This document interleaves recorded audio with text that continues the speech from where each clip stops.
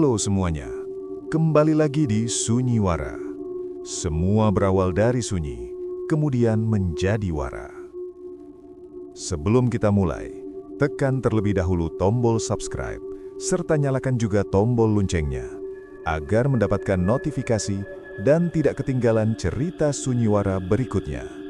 Dan juga, tekan tombol like, share video ini ke teman-teman kalian.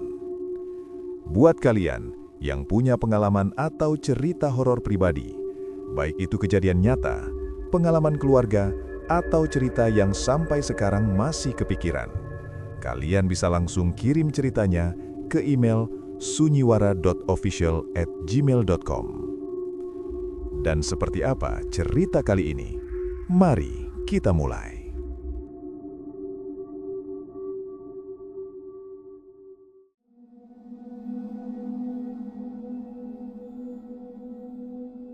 Bangunan pabrik gula Madukoro berdiri angkuh di pinggiran kota. Sebuah monumen peninggalan kolonial Belanda yang tembok-temboknya sudah mengelupas dimakan usia. Cerobong asapnya yang menjulang tinggi seolah menusuk langit kelabu, memuntahkan asap hitam pekat yang berbau khas, campuran aroma manis tetes tebu yang dimasak dan bau karat besi tua. Bagi sebagian orang, itu bau uang. Bagi Riko, itu bau harapan. Riko, pemuda lulusan teknik mesin yang sudah menganggur 6 bulan, tidak punya pilihan lain selain melamar pekerjaan di tempat yang rumornya sering meminta kepala ini. Riko berjalan menyusuri lorong administrasi yang lantainya tegel ubin kuning kusam. Suasana di dalam kantor itu sangat hening. Kontras dengan suara gemuruh mesin penggiringan di area belakang yang terdengar sayup-sayup seperti geraman binatang raksasa. Dia disambut oleh Pak Burhan, kepala mandor pabrik yang berperawakan besar dengan kumis tebal yang menutupi bibir atasnya. Wajah Pak Burhan keras, kulitnya terbakar matahari, dan matanya tajam menelisik Riko dari ujung kaki sampai ujung kepala. Tidak ada basa-basi, tidak ada tes tertulis yang rumit. "Kamu bisa benerin mesin hidrolik?" tanya Pak Burhan langsung. Suaranya berat, bergema di ruangan yang minim perabot itu. "Bisa Pak, saya paham sistem hidrolik dan turbin uap," jawab Riko mantap, berusaha menyembunyikan kegugupannya. Pak Burhan mengangguk pelan, lalu menyalakan rokok kelobotnya. Asap kemenyan tipis mengepul. "Bagus, kamu diterima. Tapi ingat satu hal, Nak Riko. Di sini kita kerja pakai target. Mesin nggak boleh mati, kecuali..." Pak Burhan menggantung kalimatnya. Matanya menatap tajam ke arah kalender dinding tua yang tergantung miring. "Kecuali apa, Pak?" tanya Riko. "Kecuali malam Kamis Wage. Khususnya untuk mesin giling nomor 7. Apapun yang terjadi, walau dunia kiamat atau pesanan numpuk segunung, jangan pernah dekati mesin 7 di malam itu. Paham?" Riko mengeringitkan dahi. Syarat yang aneh, tapi dia butuh uang untuk biaya berobat ibunya. Dia mengangguk cepat. "Paham, Pak." Saat Riko keluar dari ruangan itu dan menandatangani kontrak kerja, dia tidak menyadari bahwa tanda tangannya di atas kertas itu bukan sekedar persetujuan kerja, melainkan kontrak nyawa. Angin berhembus kencang melewati lorong, membawa aroma manis tebu yang tiba-tiba berubah menjadi bau anyir darah segar yang menyengat hidung. Riko menoleh ke kanan kiri, tapi tidak ada siapa-siapa. Hari pertama kerja, Riko langsung diajak berkeliling area produksi, pelantur, oleh seorang teknisi senior bernama Kang Darsana. Pria paruh baya itu berjalan pincang, kaki kirinya diganti dengan kaki palsu kayu.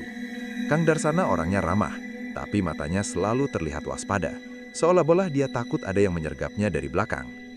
Area pabrik itu luasnya luar biasa, penuh dengan pipa-pipa uap panas yang mendesis, conveyor belt atau ban berjalan yang membawa ribuan batang tebu, dan roda-roda gigi raksasa yang berputar lambat namun mematikan.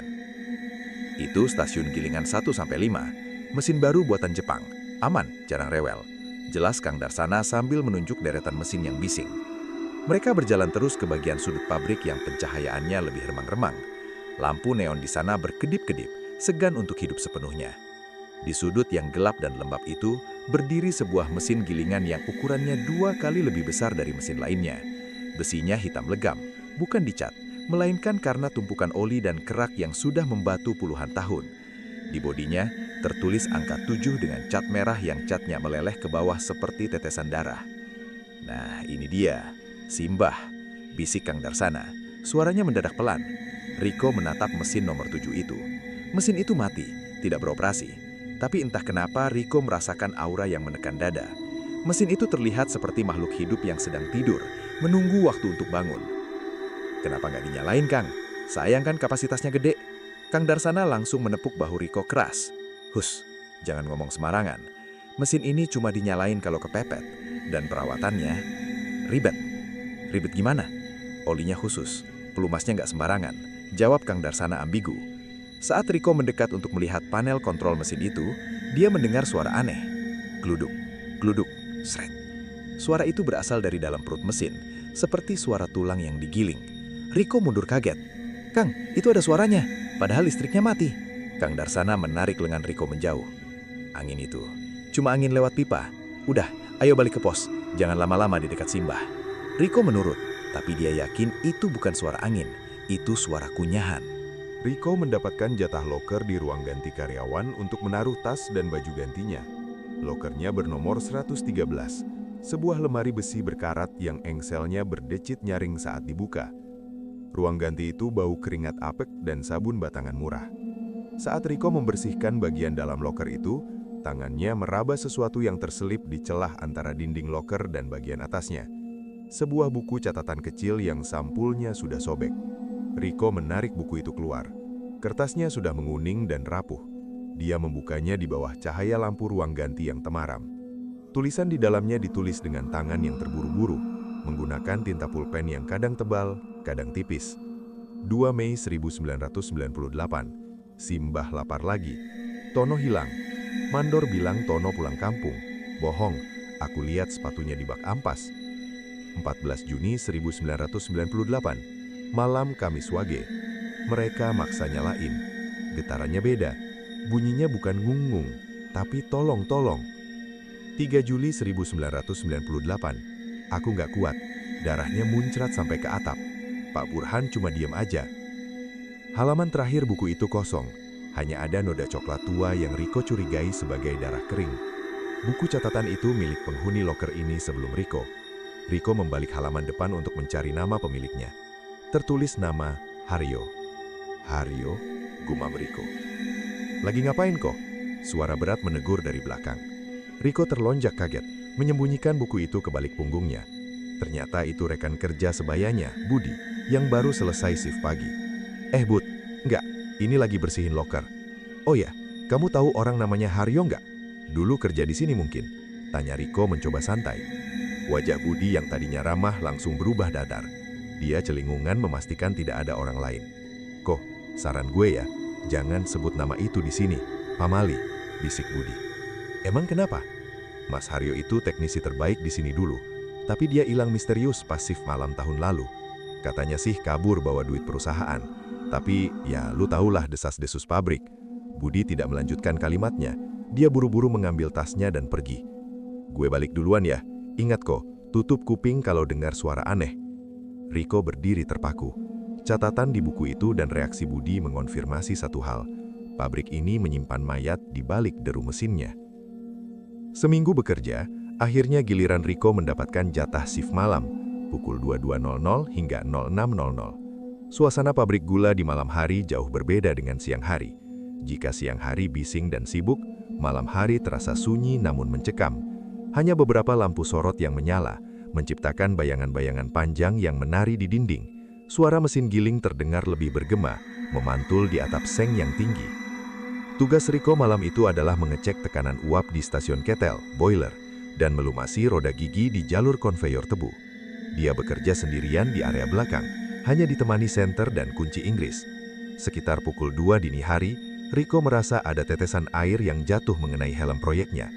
Tuk, tuk. "Ah, bocor lagi pipanya," gerutu Riko.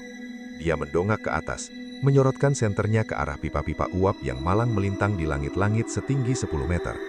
Tidak ada pipa yang bocor. Pipa-pipa itu kering dan panas. Lalu satu tetes lagi jatuh. Kali ini mengenai bahu seragam kerjanya. Riko mengusap cairan itu dengan jarinya. Cairan itu kental, lengket, dan berwarna merah gelap. Saat Riko mendekatkan jari ke hidungnya, bau anyir besi langsung menusuk. Darah. Jantung Riko berdegup kencang. Dia menyorotkan senter lebih teliti ke atas, mencari sumber tetesan itu. Di atas sana, tersangkut di antara kerangka besi atap teras, Riko melihat sesuatu yang menggantung. Awalnya dia pikir itu kain lap majun yang tersangkut, tapi kain itu bergerak-gerak pelan. Saat senternya fokus, Riko melihat sepotong tangan manusia. Tangan yang putus sebatas siku masih mengenakan jam tangan hitam yang menyala dalam gelap. Tangan itu meneteskan darah segar ke bawah, tepat ke tempat Riko berdiri. Riko mundur terhuyung, kakinya tersandung kotak peralatan. Brak! Saat dia bangun dan menyorot ke atas lagi, tangan itu sudah hilang. Hanya ada bekas noda merah di besi penyangga hatap. Riko mengucik matanya. Apakah dia halusinasi karena kurang tidur, atau pabrik ini sedang mempermainkan mentalnya? Keesokan harinya, Riko masih terguncang dengan kejadian tangan buntung itu. Tapi, dia tidak berani melapor. Siapa yang akan percaya? Dia mencoba fokus bekerja. Namun, masalah besar terjadi di lantai produksi. Mesin giling nomor 3 dan 4 mengalami kerusakan fatal akibat overheat. Roda giginya patah.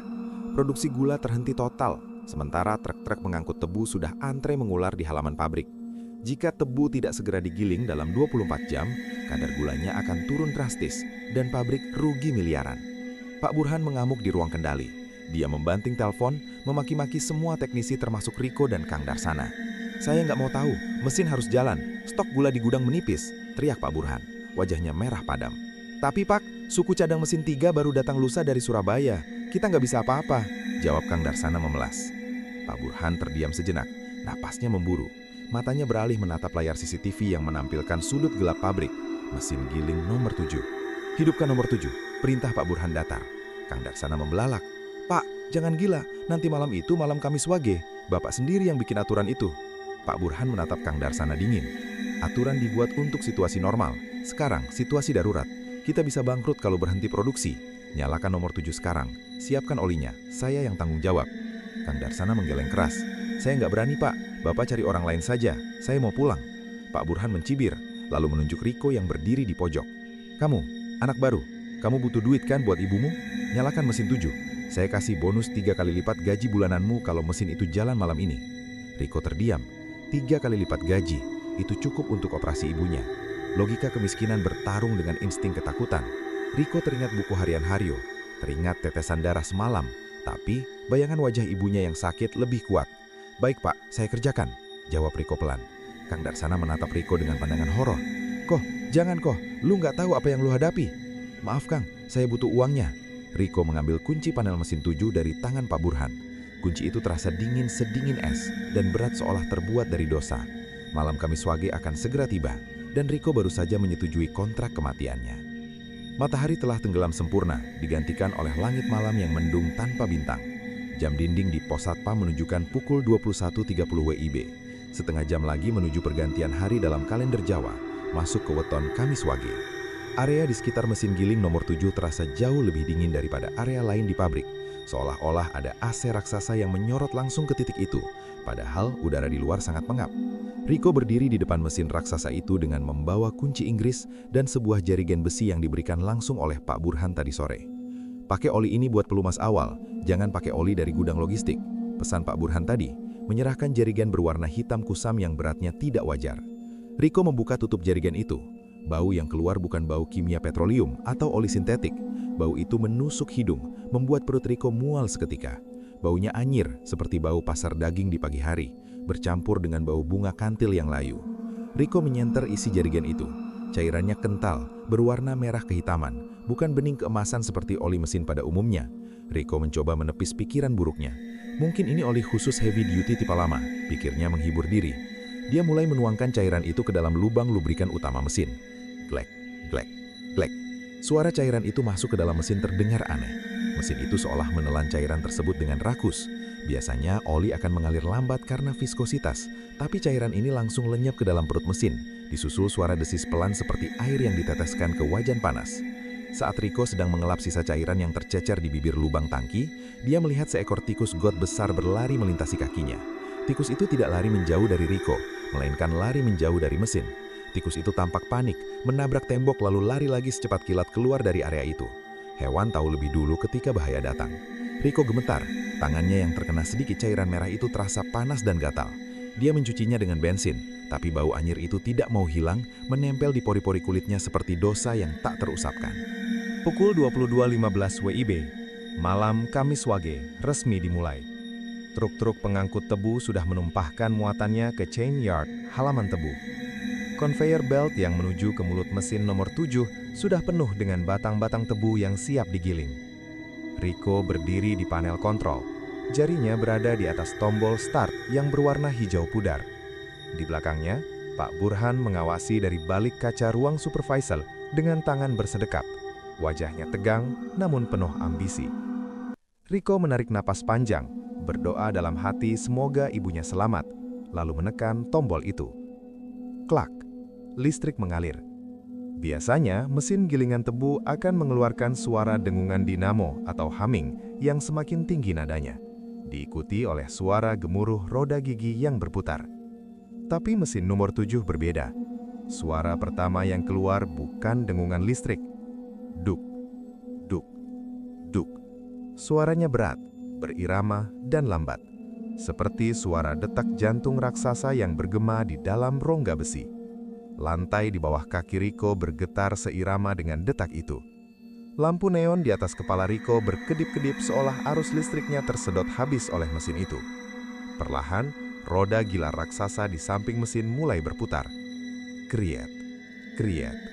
Suara besi beradu besi yang sangat nyaring dan memilukan telinga terdengar, mirip jeritan wanita yang panjang. Rico menutup telinganya. Itu bukan suara gesekan karena kurang oli, itu suara kesakitan. Mesin itu akhirnya mencapai putaran stabil, tapi suaranya tetap tidak wajar. Di balik gemuruh gilingan, Rico bersumpah dia mendengar suara lain, suara bisikan-bisikan lirih yang tumpang tindih, seperti suara keramaian pasar yang didengar dari kejauhan, tapi nadanya sedih dan putus asa. "Jalan! Mesinnya jalan!" teriak Pak Burhan dari ruang kaca, mengangkat jempolnya. Dia tidak mendengar suara-suara itu karena terhalang kaca kedap suara. Hanya Rico yang mendengarnya. Rico mundur beberapa langkah menjauh dari mesin yang kini bergetar hebat seolah sedang lapar menunggu makanan pertamanya. Produksi dimulai. Batang-batang tebu mulai masuk ke dalam mulut penggilingan yang bergigi tajam. Cairan nira atau air tebu mulai mengalir keluar ke bak penampungan.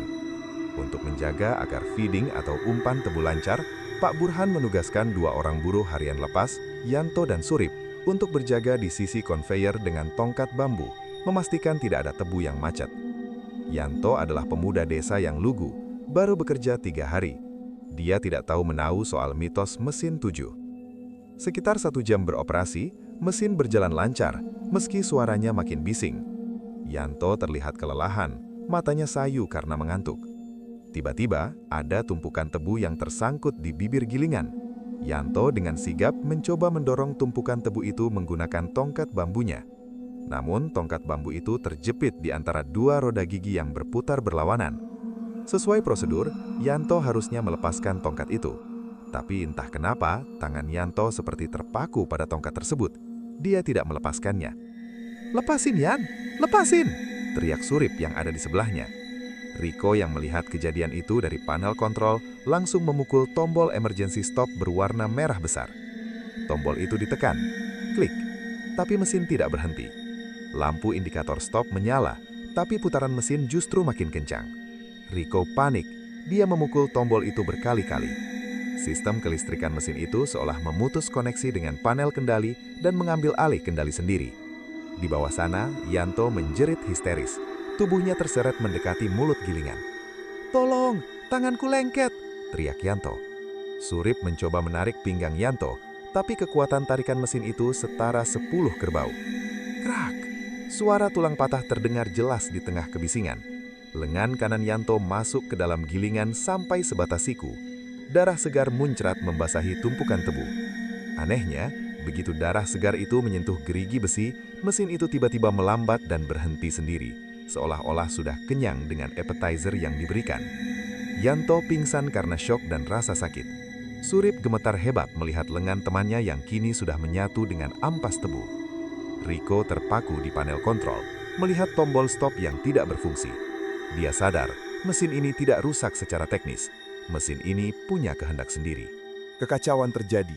Yanto segera dilarikan ke rumah sakit dengan kondisi kritis. Lengannya hancur total. Produksi terhenti sebentar. Para pekerja berkerumun. Wajah mereka pucat ketakutan. Bisik-bisik tentang kutukan mesin 7 mulai terdengar nyaring. "Sudah kuduga, mesin ini minta makan," bisik seorang pekerja tua. Namun, Pak Burhan datang dengan wajah murka. Dia tidak peduli dengan kondisi Yanto. Dia lebih peduli pada target giling. "Bubar, kembali kerja. Itu kecelakaan kerja biasa. Salah dia sendiri, ceroboh," bentak Pak Burhan. Dia menatap Riko tajam. "Kamu, kenapa mesin berhenti? Nyalakan lagi." "Api, Pak. Tombol daruratnya macet tadi. Mesin ini bahaya, Pak. Harus diperiksa dulu," bantah Riko. Tangannya masih gemetar. "Nyalakan atau kamu saya pecat dan gajimu hilang. Yanto cuma korban kelalaian. Bersihkan darahnya, lalu jalan lagi," ancam Pak Burhan. Dengan berat hati dan di bawah tekanan ekonomi yang mencekik, Riko kembali ke panel. Dia melihat bercak darah Yanto di lantai yang sedang disiram air oleh petugas kebersihan. Anehnya, air cucian darah itu tidak mengalir ke selokan, tapi merembes masuk ke celah-celah pondasi mesin, seolah diserap oleh lantai. Riko menyalakan mesin itu lagi. Kali ini, mesin menyala dengan sangat halus. Tidak ada getaran kasar, tidak ada suara detak jantung. Suaranya humming sempurna, seolah mesin itu senang dan berterima kasih. Namun, Riko melihat keanehan lain. Di bak penampungan nira atau sari tebu di bawah mesin, cairan yang keluar warnanya aneh. Biasanya nira berwarna kuning kehijauan keruh, tapi cairan yang mengalir deras dari mesin 7 malam ini berwarna merah pekat, kental. Riko turun untuk memeriksa. Dia mengambil sampel nira itu dengan gayung. Baunya bukan bau tebu manis, baunya amis. Itu bukan nira tebu. Mesin itu menggiling tebu, tapi entah bagaimana hasil perasannya adalah darah. Ribuan liter darah mengalir menuju stasiun pemurnian, siap dimasak menjadi gula. Gula darah dalam arti yang harfiah. Pukul 3 dini hari, suasana pabrik semakin mencekam. Kabut tipis mulai turun di dalam ruangan, bercampur dengan uap panas bocor. Riko yang sendirian menjaga mesin 7 karena pekerja lain takut mendekat, mulai merasakan gangguan visual. Setiap kali dia menoleh ke arah conveyor belt, dia melihat sosok-sosok berdiri di antara batang tebu. Sosok itu memakai seragam kerja pabrik zaman dulu yang lusuh dan penuh oli. Wajah mereka hancur, ada yang kepalanya gepeng, ada yang badannya terbelah dua. Diam saja, ikut bergerak pelan di atas ban berjalan menuju mulut gilingan. Saat Riko mengedipkan mata, sosok-sosok itu hilang, berganti menjadi tumpukan tebu biasa. "Ko, Riko," suara panggilan itu terdengar dari arah gerigi mesin. Riko mendekatkan telinganya, meski hatinya berteriak jangan. "Ko, tolong ambilin tanganku." Suara itu mirip suara Yanto. Riko melongok ke dalam celah mesin yang berputar kencang, dibatasi oleh pagar pengaman kawat. Di sana, tersangkut di antara gigi-gigi besi yang berputar, dia melihat potongan tangan Yanto. Tangan itu tidak hancur menjadi bubur. Tangan itu masih utuh, dan jari-jarinya bergerak-gerak melambai ke arah Riko. "Ambilin, Ko, sakit." Riko mundur ketakutan, menabrak Kang Darsana yang tiba-tiba muncul di belakangnya. "Astaga!" teriak Riko. Wajah Kang Darsana pucat pasih, matanya menatap tajam ke arah mesin. "Sudah kubilang jangan dinyalain, Ko. Sekarang gerbangnya sudah kebuka." "Darah Yanto cuma pembuka. Dia minta yang utuh sebelum subuh," bisik Kang Darsana. "Maksudnya apa, Kang? Siapa yang minta?" Kang Darsana menunjuk ke arah bayangan hitam besar yang menggantung di langit-langit pabrik, tepat di atas mesin 7. Bayangan itu berbentuk seperti laba-laba raksasa dengan kepala manusia terbalik. Penunggu pabrik ini, dia sudah bangun. Cairan nira yang berwarna merah pekat itu terus mengalir melalui pipa-pipa berkarat menuju stasiun berikutnya.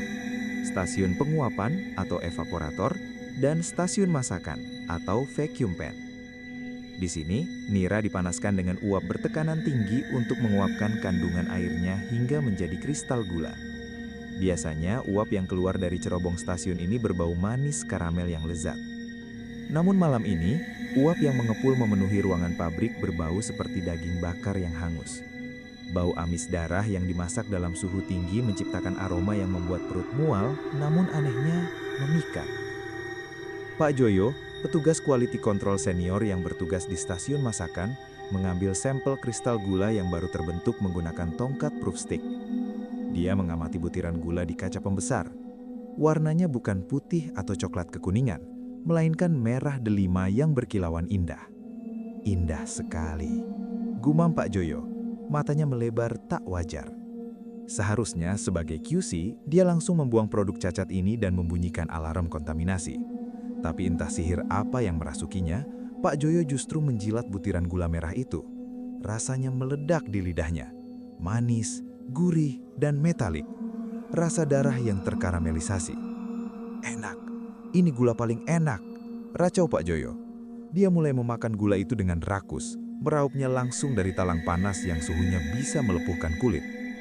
Tangan Pak Joyo melepuh terbakar, kulitnya mengelupas, tapi dia tidak merasa sakit. Dia terus makan sambil tertawa gila, mulutnya berlumuran cairan merah kental yang kini campuran antara gula darah dan darahnya sendiri. Riko yang kebetulan lewat untuk mengecek pipa di area atas, melihat pemandangan mengerikan itu dari kejauhan. Pak Joyo sudah bukan lagi manusia, dia seperti ghoul yang kelaparan.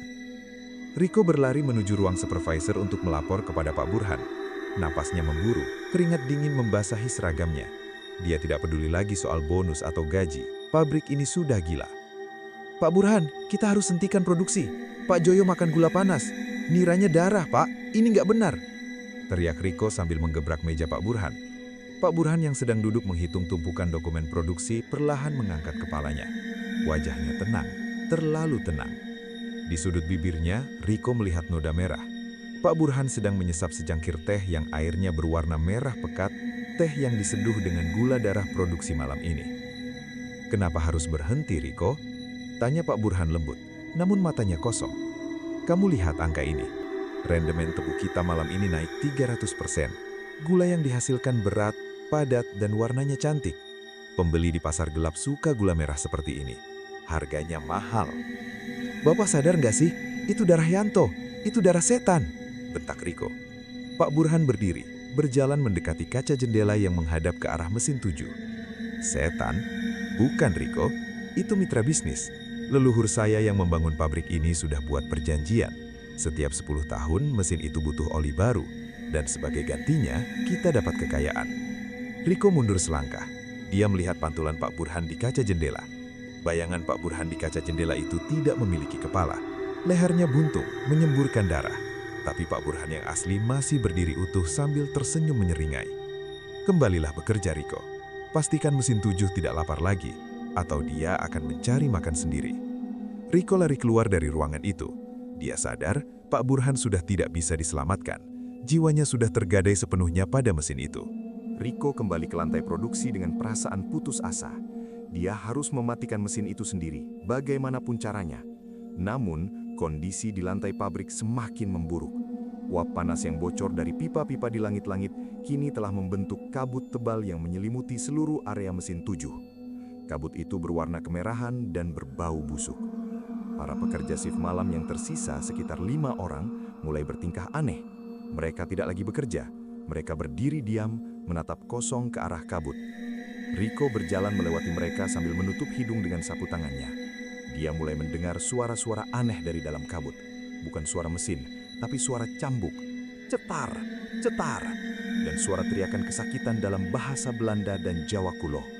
Ayo kerja, jangan malas, werken. Di dalam kabut itu, Riko melihat siluet bayangan orang-orang zaman dulu. Para mandor Belanda dengan seragam putih-putih sedang mencambuk para kuli pribumi yang kurus kering. Para kuli itu dipaksa membawa tebu masuk ke dalam gilingan, dan jika mereka jatuh kelelahan, mereka langsung ditendang masuk ke dalam mesin giling untuk dijadikan pelumas. Riko mengucek matanya. Ini memori. Pabrik ini sedang memutar ulang sejarah kelamnya. Energi negatif dari mesin 7 membangkitkan residu masa lalu. Tiba-tiba, salah satu pekerja yang berdiri diam tadi, Surip, teman Yanto, mulai berjalan kaku menuju mesin 7. Matanya terbelalak, tapi tak berkedip. Surip, mau kemana lu? Teriak Riko. Dipanggil Tuan, gumam Surip berulang-ulang. Dia berjalan seperti zombie, terhipnotis oleh suara cambuk gaib yang memanggilnya untuk bekerja sampai mati. Riko berlari mengejar Surip. Surip, sadar, itu bukan Tuan, itu mesin. Namun langkah Surip anehnya sangat cepat dan kuat. Dia menerobos pagar pengaman yang sudah rusak. Dia berdiri tepat di bibir conveyor belt yang membawa tebu masuk ke mulut gilingan. Di sana, di antara deru mesin yang memekakkan telinga, Surip seolah melihat sesuatu yang indah. Dia merentangkan tangannya, seolah ingin memeluk seseorang. "Yanto, kamu di situ," kata Surip sambil tersenyum. Di mata Surip, dia tidak melihat gerigi besi tajam. Dia melihat Yanto berdiri utuh dan sehat, melambaikan tangan mengajaknya masuk ke sebuah gerbang emas yang indah. Padahal di mata Riko, Surip sedang berjalan menuju kematian. "Jangan!" Riko melompat, mencoba menarik baju belakang Surip. Terlambat, kaki Surip sudah memijak konveyor yang berjalan cepat. Tubuhnya terbawa arus tebu. Saat Riko berhasil mencengkram ujung baju Surip, kain itu robek. Surip jatuh telentang di atas tumpukan tebu, meluncur pasrah menuju mulut penggilingan. "Selamat tinggal, Ko," ucap Surip pelan. Detik berikutnya adalah mimpi buruk. Kaki Surip masuk lebih dulu ke dalam gilingan. Kerak, kertak. Suara tulang kaki yang remuk digiling roda gigi baja terdengar lebih nyaring dari suara mesin itu sendiri. Surip tidak menjerit. Dia masih tersenyum saat tubuh bagian bawahnya dilumat menjadi bubur. Darah segar menyembur deras menciprati wajah Riko yang terpaku ngeri di pinggir konveyor. Tubuh Surip perlahan menghilang di telan mesin. Pinggang, dada, lalu kepala. Plop! Kepala Surip pecah seperti semangka. Mesin itu bergetar hebat. Suaranya berubah dari gemuruh kasar menjadi dengungan halus yang puas. Kang Darsana benar, mesin itu minta tumbal yang utuh, dan malam ini dia sudah mendapatkannya. Riko jatuh terduduk, tubuhnya gemetar hebat. Air mata bercampur cipratan darah Surip mengalir di pipinya. Dia gagal. 2 orang mati di depan matanya dalam satu malam. Rasa takutnya berubah menjadi amarah. Dia tidak peduli lagi dengan setan, demit, atau apapun. Dia ingin membunuh mesin sialan ini. Riko bangkit, menyambar sebuah kapak pemadam kebakaran yang tergantung di dinding. Dia berlari menuju ruang panel utama atau main breaker yang terletak di gedung terpisah. Dia akan memutus aliran listrik satu pabrik, biar semuanya mati, biar pabrik ini gelap gulita. Riko mendobrak pintu ruang panel. Di sana terdapat tuas besar bertuliskan Main Power Cut Off. "Mati lu setan!" teriak Riko sambil menarik tuas itu ke bawah sekuat tenaga. Klak! Suara kontaktor terputus. Seketika seluruh lampu di pabrik padam. Kegelapan total menyelimuti area produksi. Kipas angin mati. Suara konveyor lain berhenti. Hening. Riko menghembuskan nafas lega di dalam kegelapan. Mampus. Tapi kelegaan itu hanya bertahan 3 detik. Dari kejauhan, dari arah kegelapan lantai produksi, terdengar suara. Duk, duk, duk. Suara detak jantung itu lagi. Lalu diikuti suara gemuruh roda gigi. Ngung. Riko menyalakan senternya, berlari keluar menuju balkon yang menghadap ke lantai bawah. Dia tidak percaya apa yang dia lihatnya. Seluruh pabrik gelap gulita, mati total. Kecuali satu titik, mesin giling nomor 7. Mesin itu masih berputar, bahkan berputar lebih kencang dari sebelumnya. Roda gilanya bersinar memerah, membara seperti besi yang dipanaskan. Mesin itu tidak butuh listrik PLN. Mesin itu sekarang ditenagai oleh jiwa Yanto dan Surip. Energinya self-sustaining dari darah yang dia minum. Riko sadar, ilmu teknik mesinnya tidak berlaku lagi di sini. Dia tidak sedang melawan alat, dia sedang melawan iblis.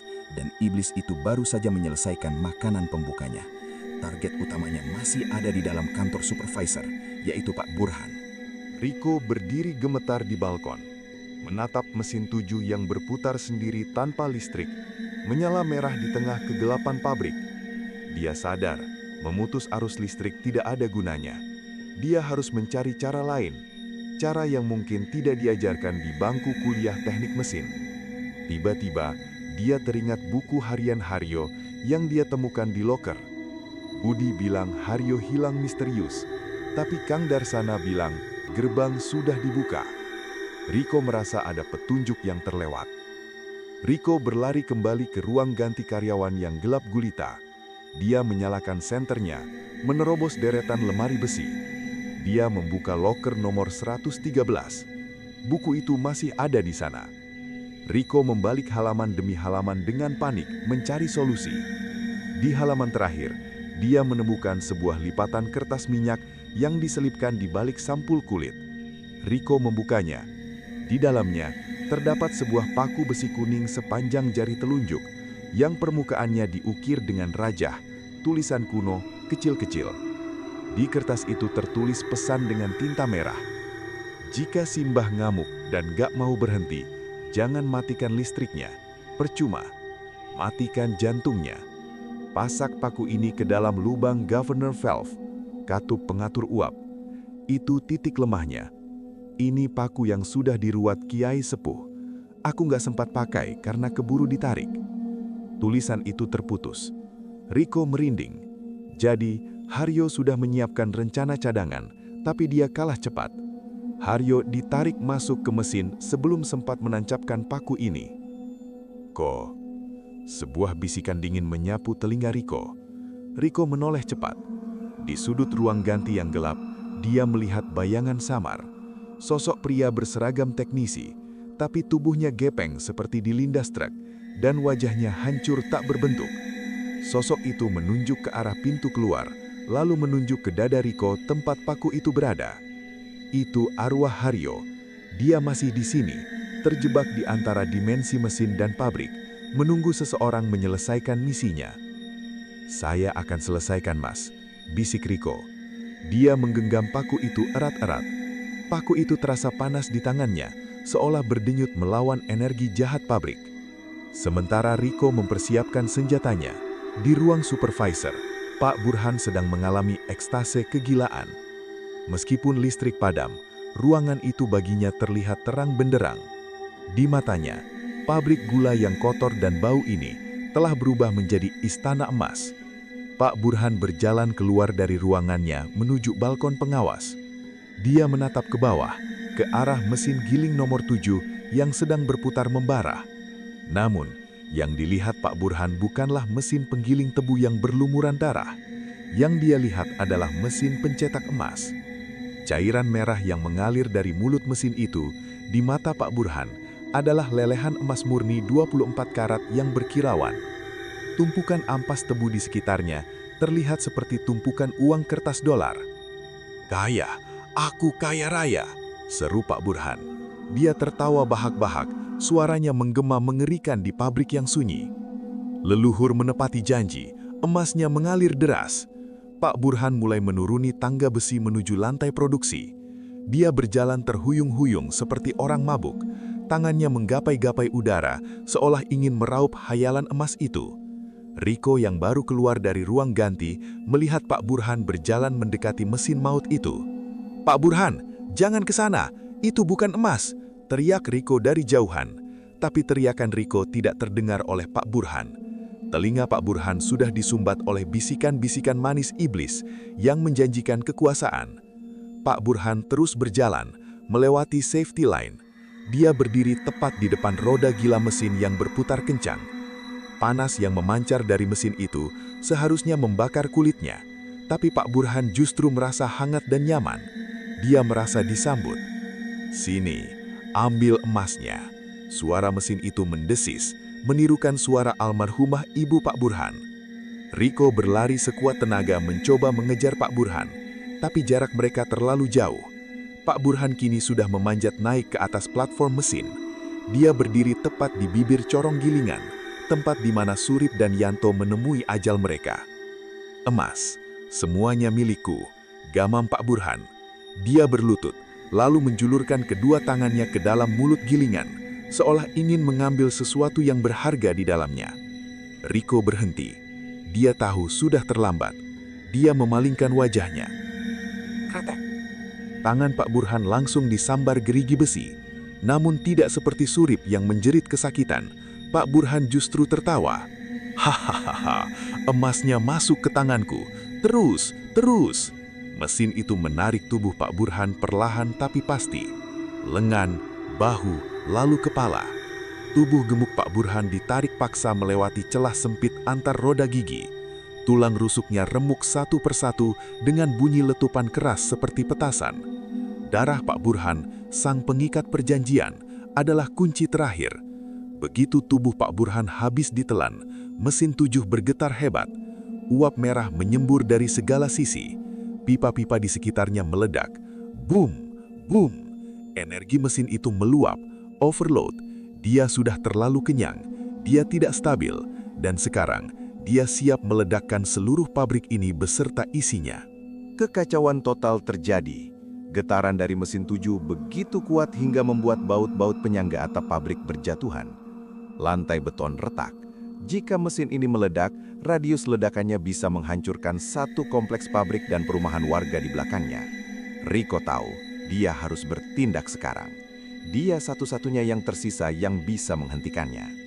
Rico menggenggam paku besi kuning pemberian Haryo. Targetnya adalah governor valve, katup pengatur tekanan uap yang terletak di bagian paling atas mesin, dekat dengan cerobong utama. Masalahnya, tangga menuju ke sana sudah hancur akibat getaran. Rico harus memanjat tubuh mesin itu secara manual. Bismillah, Rico nekat. Dia melompat ke atas bodi mesin yang panas dan licin oleh darah. Panas besi itu menembus sarung tangan dan sepatu Rico, membakar kulitnya. Baunya membuat dia ingin muntah. Darah Pak Burhan, Surip, dan Yanto bercampur menjadi pelumas yang menjijikan. Setiap kali Rico memijak tonjolan besi, mesin itu seolah bereaksi. Pipa-pipa kecil mendesis menyemburkan uap panas ke arah wajah Rico, seolah mesin itu punya sistem pertahanan diri. Mesin itu tahu Rico membawa senjata yang bisa membunuhnya. "Mati lu, mati!" teriak Rico sambil menepis uap panas dengan tangannya. Wajahnya melepuh ringan, tapi adrenalin membuatnya kebal rasa sakit. Dia terus memanjat, merayap seperti semut di punggung naga besi. Di telinganya, Rico mendengar bisikan jutaan suara. "Gabung sama kami, Rico. Di sini hangat, di sini abadi."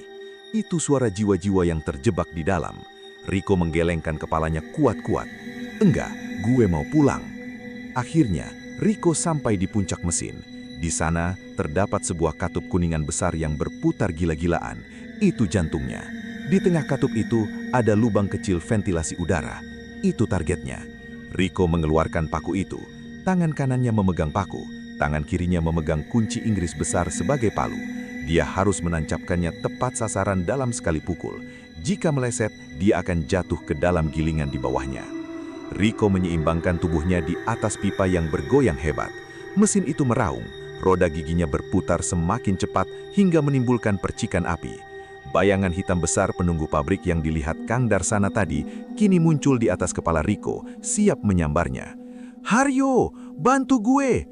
teriak Rico. Seolah menjawab panggilannya, Rico merasakan dorongan angin dingin di punggungnya, menahannya agar tidak jatuh. Rico mengayunkan kunci Inggrisnya sekuat tenaga. "Mati! Terang!" Rico menghantam paku besi kuning itu tepat ke lubang governor valve. Paku itu menancap dalam. Detik itu juga, waktu seolah berhenti. Cahaya merah yang membara dari mesin tiba-tiba tersedot masuk ke dalam titik paku itu. Suara raungan mesin berubah menjadi jeritan panjang yang menyakitkan telinga, seperti suara frekuensi tinggi radio rusak. Nyeng! Lalu, dum! Sebuah gelombang kejut atau shockwave meledak dari dalam mesin. Rico terpental ke belakang. Tubuhnya melayang di udara, lalu jatuh menghantam tumpukan ampas tebu di lantai bawah dengan keras. Pandangannya gelap, suara bising itu hilang seketika. Hening, benar-benar hening. Tidak ada suara mesin, tidak ada suara uap, tidak ada bisikan setan. Rico membuka matanya perlahan. Seluruh tubuhnya sakit, tulang rusuknya mungkin retak. Dia melihat ke arah mesin 7. Mesin itu sudah mati, diam kaku. Besi-besinya yang tadi merah membara kini kembali hitam dingin. Asap putih tipis mengepul dari katup yang dipasak paku. Lampu-lampu pabrik tiba-tiba menyala kembali, berkedip-kedip lemah. Listrik sudah kembali normal. Rico mencoba bangun, tapi dia tidak kuat. Dia hanya bisa berbaring di atas ampas tebu menatap langit-langit pabrik. Di atas sana, di antara kerangka atap, Rico melihat bayangan transparan Haryo, Yanto, dan Surip berdiri berjejer. Mereka tersenyum tipis ke arah Rico, lalu perlahan memudar dan menghilang. Mereka sudah bebas, tapi Pak Burhan tidak ada di sana. Jiwa Pak Burhan mungkin telah diseret ke tempat yang lebih dalam dan gelap oleh entitas yang dia sembah. Rico menutup matanya, membiarkan kegelapan damai, pingsan, menjemputnya. Tugasnya selesai. Sirine mobil polisi dan ambulans memecah kesunyian pagi di kompleks pabrik gula Madukoro. Garis polisi berwarna kuning hitam membentang mengelilingi area produksi, khususnya di sekitar mesin giling nomor 7 yang kini diam membeku seperti bangkai raksasa. Rico yang ditemukan pingsan di atas tumpukan ampas tebu, kini duduk di belakang ambulans dengan selimut menutupi bahunya. Tatapannya kosong, tangannya masih gemetar memegang botol air mineral yang diberikan petugas medis. Di hadapannya, tim forensik sedang bekerja keras. Namun, mereka kebingungan. Mereka mencari mayat Pak Burhan, Surip, dan Yanto. Tapi tidak ada mayat. tidak ada tubuh utuh. Yang mereka temukan hanyalah serpihan pakaian yang tercabik-cabik, sepatu bot karet yang gepeng, dan ribuan liter cairan kental berwarna merah kehitaman yang memenuhi bak penampungan nira, serta gunungan kristal gula berwarna merah delima di stasiun masakan. Ini kasus yang sulit Dik Riko, kata seorang inspektor polisi sambil mencatat di buku kecilnya. Saksi mata Anda dan Kang Darsana bilang mereka masuk ke mesin, tapi secara teknis, tubuh manusia tidak mungkin hilang begitu saja tanpa sisa tulang besar. Riko menatap polisi itu dengan mata lelah. Bapak cek saja gulanya, mereka ada di situ, mereka sudah jadi manis. Polisi itu mengernyit jijik, menganggap Riko masih syok berat. Akhirnya pabrik ditutup sementara. Ribuan karung gula hasil produksi malam itu disita sebagai barang bukti. Gula-gula itu dimasukkan ke dalam truk polisi. Namun, Riko melihat sesuatu yang luput dari pengawasan. Beberapa karung gula merah yang belum sempat disita, diam-diam diangkut oleh oknum satpam pabrik lewat pintu belakang. Satpam itu mungkin berpikir itu gula afkiran yang bisa dijual murah di pasar gelap, tanpa tahu bahwa dia sedang menyebarkan wabah ke masyarakat luas. Seminggu setelah insiden, berita tentang kecelakaan kerja di pabrik gula mulai meredup, tertutup berita politik nasional.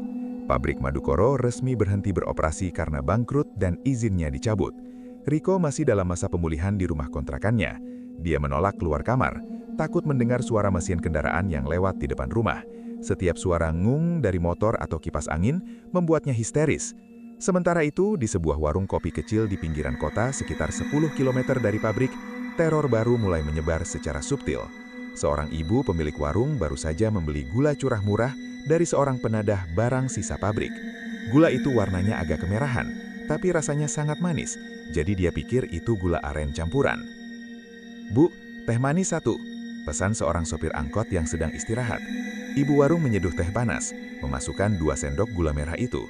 "Ini gula spesial, Pak. Warnanya cantik," kata si ibu. Sopir angkot itu meminumnya. "Wih, mantap, Bu. Rasanya gurih, kayak ada rasa zat besinya dikit, tapi enak, bikin nagih." Sopir itu menghabiskan tehnya sampai tetes terakhir. Malamnya, sopir itu tidak pulang ke rumah. Dia ditemukan oleh warga sedang berdiri diam di depan gerbang pabrik gula Madukoro yang sudah disegel. Matanya kosong, tangannya mencakar-cakar gerbang besi sampai kukunya copot. "Buka, mau kerja, Tuan panggil," racau sopir itu. Dan bukan cuma dia, di berbagai sudut kota, orang-orang yang mengkonsumsi gula curah berdarah itu mulai mengalami mimpi buruk massal. Mereka memimpikan mesin giling raksasa yang meminta makan. Gula itu mengandung residu memori dan kutukan. Siapapun yang memakannya, secara tidak sadar telah menandatangani kontrak menjadi kuli gaib bagi entitas pabrik gula Madukoro. Riko akhirnya memutuskan untuk pulang kampung, meninggalkan kota yang penuh mimpi buruk ini. Namun sebelum pergi, dia menerima surat panggilan dari manajemen pusat perusahaan gula tersebut, yang berkantor di Jakarta. Mereka ingin bertemu Riko untuk memberikan santunan dan pesangon. Riko datang dengan perasaan campur aduk. Di kantor yang mewah dan ber-AC dingin itu, seorang perwakilan HRD menyerahkan amplop tebal berisi uang tunai. Jumlahnya besar, persis seperti janji Pak Burhan, 3 kali lipat gaji plus uang tutup mulut. "Kami harap Mas Riko bisa melupakan kejadian ini. Anggap saja musibah. Ini sedikit tali asih untuk keluarga," kata pria berdasi itu dengan senyum palsu. Riko menatap amplop itu. Uang ini adalah harga nyawa teman-temannya. Uang ini berbau amis bagi hidung Riko. "Saya terima uangnya," kata Riko dingin. "Tapi bukan buat saya." Sore itu juga, Riko mendatangi rumah kontrakan petak milik istri Yanto dan orang tua Surip. Dia membagikan seluruh uang itu kepada mereka. "Ini gaji terakhir Yanto dan Surip. Mereka kerja lembur hebat malam itu," bohong Riko. Dia tidak tega menceritakan bahwa tubuh suami dan anak mereka telah digiling menjadi gula. Saat Riko berpamitan dari rumah istri Yanto, anak Yanto yang masih balita tiba-tiba menunjuk ke arah bahu Riko. "Om, Bapak ikut Om ya?" tanya anak polos itu. Riko merinding. Dia menoleh ke belakang. Tidak ada siapa-siapa.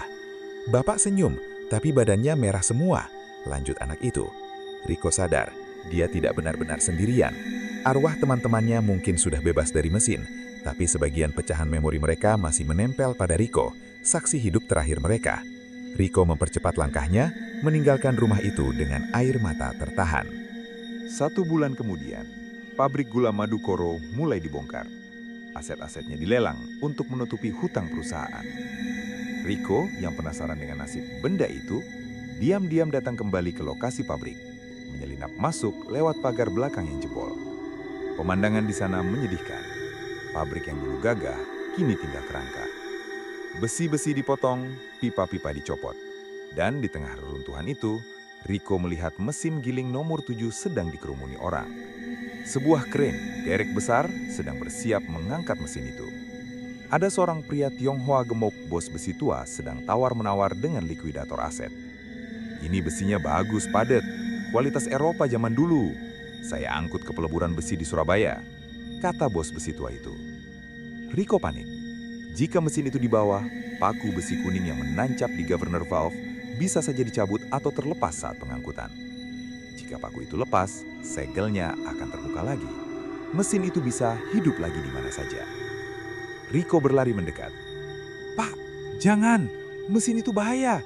Jangan dicopot pakunya!" teriak Rico sambil menunjuk ke atas mesin. Bos besi tua itu menoleh, mengernyit. "Siapa lu? Masuk sembarangan!" Satpam proyek langsung menangkap Rico, menahannya. "Pak, dengerin saya. Ada paku raja di atas sana. Kalau dicabut, Bapak bakal celaka." Rico meronta-ronta. Bos besi tua itu justru tertawa. Dia menyuruh anak buahnya memanjat naik.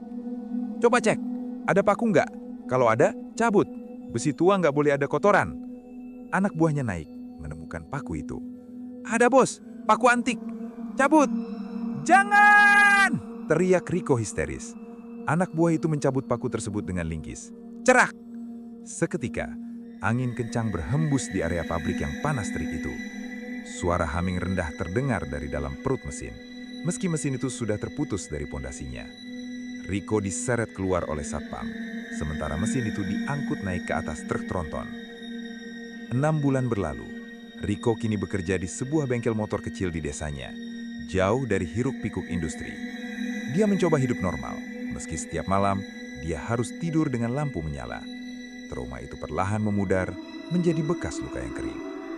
Suatu sore, Rico sedang menyetel karburator motor pelanggan sambil mendengarkan radio lokal. Berita setelah terdengar dari radio kresek-kresek itu. Berita terkini dari Sidoarjo. Sebuah kecelakaan kerja mengerikan terjadi di pabrik peleburan besi baja PT Baja Makmur. Sebuah mesin giling tua yang baru didatangkan tiba-tiba meledak dan memakan korban jiwa 3 orang operator. Saksi mata mengatakan mesin itu seolah-olah menarik para pekerja masuk ke dalam tungku peleburan. Kunci Inggris di tangan Rico jatuh berdenting ke lantai. Dia kenal nama pabrik itu. Itu tempat tujuan bos besi tua yang membeli mesin 7. Ternyata mesin itu tidak dilebur. Mesin itu justru memakan para pekerja di tempat peleburan sebelum sempat dihancurkan. Besi tua itu kuat. Jiwa di dalamnya terlalu lapar untuk mati. Rico menatap tangannya yang kotor oleh oli hitam. Dia teringat ucapan Kang Darsana. Sekali gerbang dibuka, dia nggak akan mau ditutup. Mesin giling nomor 7 masih ada di luar sana. Mungkin sekarang wujudnya sudah berubah. Melebur menjadi tiang jembatan, menjadi rangka gedung, atau menjadi mesin lain. Tapi dia masih lapar. Dan di suatu tempat, di sebuah konstruksi bangunan atau pabrik lain, akan ada tumbal-tumbal baru yang berjatuhan di malam Kamis Wage. Rico hanya bisa berdoa semoga dia tidak pernah bertemu dengan besi itu lagi seumur hidupnya. Tapi siapa yang tahu, besi ada di mana-mana.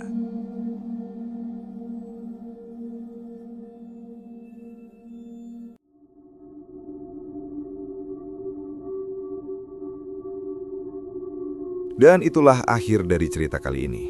Menurut kalian gimana? Kalau kalian ngerasa cerita ini nggak cuma sekedar serem, tapi juga ninggalin rasa aneh, rasa kayak ada yang merhatiin dari kejauhan, maka mungkin kalian bukan satu-satunya yang dengar cerita ini malam ini. Sekali lagi aku ingetin, kalau kalian punya pengalaman horor atau cerita yang sampai sekarang masih kalian simpan sendiri, kalian bisa kirimkan ke email sunyiwara.official@gmail.com.